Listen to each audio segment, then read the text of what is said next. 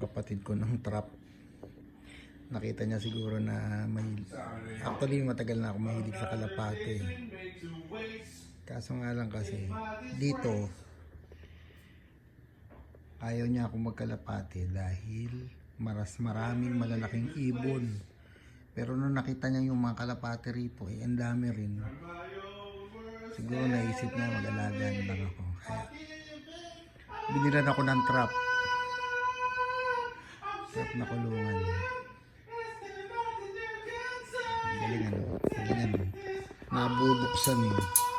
Pag pumasok dyan, lahat yan, lahat ng gilid pwedeng pasukan ng kalapati. Tapos may bukasan siya rito